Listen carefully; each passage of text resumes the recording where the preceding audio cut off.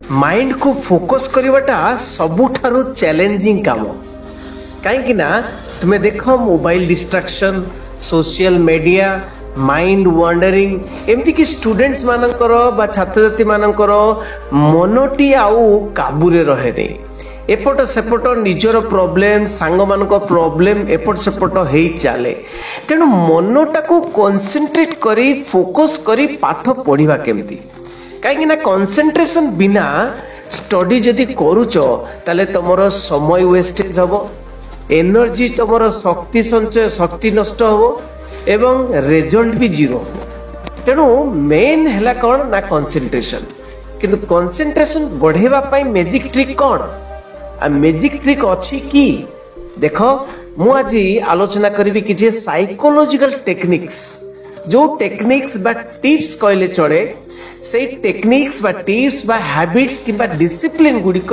जदि तुम्हें मानिल स्टेप बाय स्टेप ताहले निश्चय ए जो मोटिवेशन ए जो प्रेरणादायी वीडियोटी तुमको साहाय्य करिवो एवं तुम निश्चय कंसंट्रेशन पावर बढ़े की आगो को बढ़ेबो। प्रथम कथा हला कोन मनोभाव बा माइंडसेट तुमरो माइंडसेट को ठीक करंतु से माइंडसेट माने मनर गोटे फोकस जे माइंडसेट बा कंसंट्रेशन आरंभ हुए माइंड रु कहीं मनरे ही कंसंट्रेशन आरंभ हुए तेणु मन को सब बुझातु जे गोटे पाठ पढ़ाटा गोटे पनिशमेंट नुहे पाठ पढ़ाटा गोटे एमती गोटे बहुत बड़ कथा नुहे पाठ पढ़ाटा बहुत सहज एटा इम्पॉसिबल नुहे बहुत पॉसिबल एवं फोकस हवाटा बहुत सहज ये मनटा को बुझेबे मनटा को जब बुझे दियंती ताहले मनटी बुझीजिव तेणु पढ़ाटी को गोटे अपॉर्चुनिटी भाविकी गोटे सुजोग भाविकी पाठ पढ़ा करंतु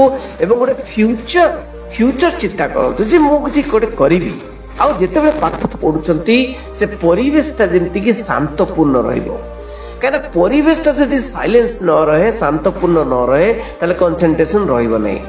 एपीजे अब्दुल कलाम कही silence is the power of concentration माने ए जो साइलेंस बा गोटे शांतिपूर्ण बार्ता गोटे शांतिपूर्ण गोटे समावेश बहुत इंपोर्टेंट गोटे कंसंट्रेशन बढ़ेवा पाए तेणु स्टडी रूम तुम जो पाठ पढ़ा रूम टा गोटे क्लीन रहा दरकार माने सफा सुतरा रहा दरकार आ मोबाइल टी को साइलेंट करवा दरकार जेते पाठ पढ़ुच आ टेबुल उपरे एणु तेणु जिनिस रहिबा उचित नुहे जाफल कि से एनवायरनमेंट से परिवेश तुम माइंड सेट को भल भाव रे फोकस्ड करिवो।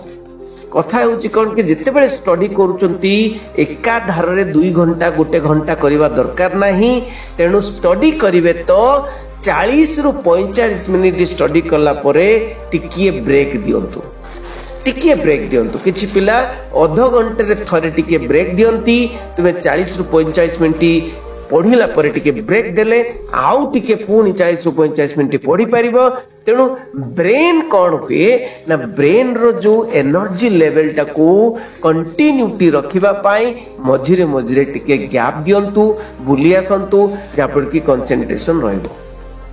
आ गोटे कथा बहुत इंपोर्टेंट मनरे कंसंट्रेशन आनिबा पाई निश्चय मने पड़े बुद्धंक कथा जो ध्यान कथा सिखैथिले से ध्यान मेडिटेशन निज श्वास प्रश्वास रे मन रखी किछि समय रहिले ध्यान हो जाए जदि 10 मिनिट डीप ब्रीदिंग नेबे बा 10 मिनिट श्वास को पूरा फुल ब्रीदिंग नहीं करी पुणी छाड़िबे एवं टिकिए ध्यान रे बसिबे ताले कोन हबो ना मनोटी कंट्रोल रहइबो मनोटी शांत हो जिवो कंसंट्रेशन आसीबो एटा होची बहुत इंपोर्टेंट आ एका थरके भाबी नियंतु ने जे बहुत गुडे काम कर देबी एका थरके किंतु मु कहिबी एकाथरे के गुटिए काम करंतु मल्टीटास्किंग होंतु नाही तो कंसंट्रेशन किल हबो मतलब तुमर एकाग्रता रहिबो नाही तेणु व्हाट्सएप देखिबी किबा यूट्यूब देखिबी ता सहित पाठ पढ़िबी एई गुडी को हबार नाही यदि पाठ पढ़ुचंती फोकस करूचंती गुटिए चैप्टर उपरे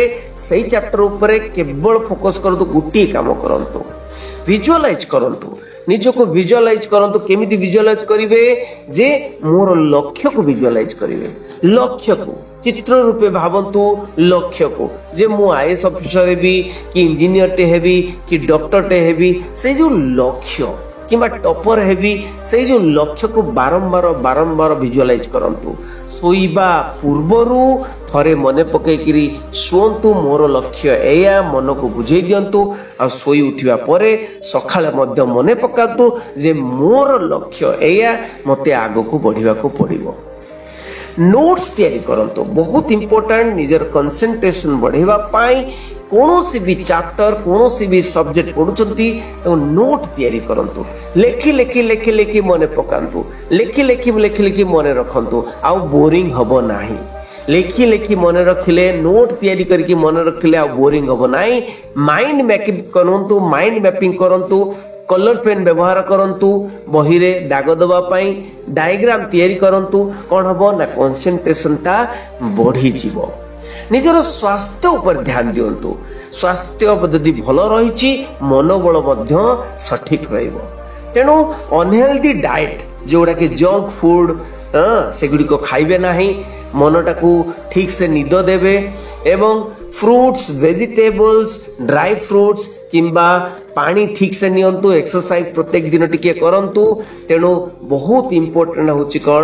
ଶରୀର ଯଦି ଠିକ ରହିବ, ମନ ମଧ୍ୟ ଠିକ ରହିବ।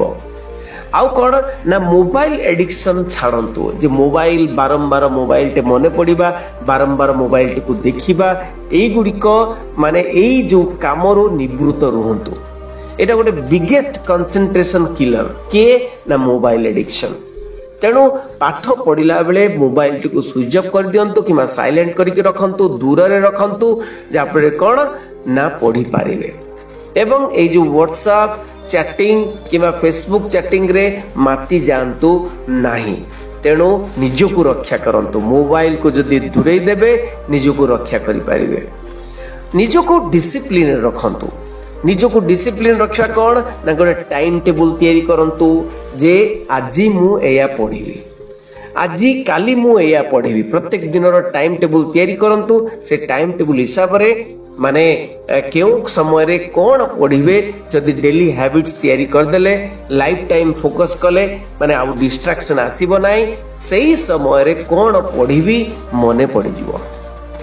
ତେଣୁ ଆମର ଯୋଉ ବ୍ରେନ୍ ଅଛି, ସେ ବ୍ରେନ୍ ବହୁତ ପାୱାରଫୁଲ, ବହୁତ ଶକ୍ତିଶାଳୀ।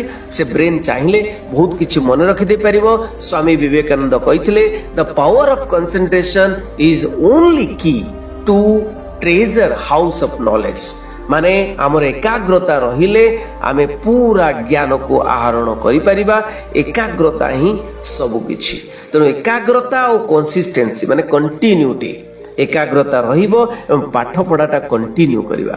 ତେଣୁ ବନ୍ଧୁମାନେ ସମସ୍ତଙ୍କୁ ମୁଁ ରିକ୍ୱେଷ୍ଟ କରିବି, ତେଣୁ ଏ ଭିଡ଼ିଓଟିକୁ ସମସ୍ତଙ୍କୁ ସେୟାର କରିବେ ଏବଂ ଏଇ ଯୋଉ ଟ୍ରିକ୍ ଗୁଡ଼ାକ କହିଲି ସେଗୁଡ଼ିକ କୌଣସି ମ୍ୟାଜିକ୍ ଟ୍ରିକ୍ ନୁହଁ, ସେଗୁଡ଼ିକ ସାଧାରଣ ଟ୍ରିକ୍। ନିଜର ପରିବେଶକୁ ଠିକ ରଖନ୍ତୁ, ଧ୍ୟାନ କରନ୍ତୁ ଏବଂ କ'ଣ ପଢିବେ ଟାଇମ ଟେବୁଲ ତିଆରି କରନ୍ତୁ। ନିଜର ଗୋଲ ଲକ୍ଷ୍ୟ ଫିକ୍ସ କରନ୍ତୁ।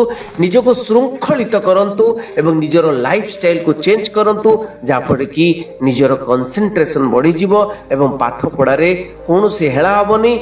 Nothing is impossible in this whole world. କୌଣସି ଅସମ୍ଭବ ବୋଲି କିଛି ନାହିଁ। ତୁମେ ଚାହିଁଲେ ସବୁ ସମ୍ଭବ କରିପାରିବ। Thank you very much. ରହିଲି। ବନ୍ଦେ ଉତ୍କଳ ଜନନୀ।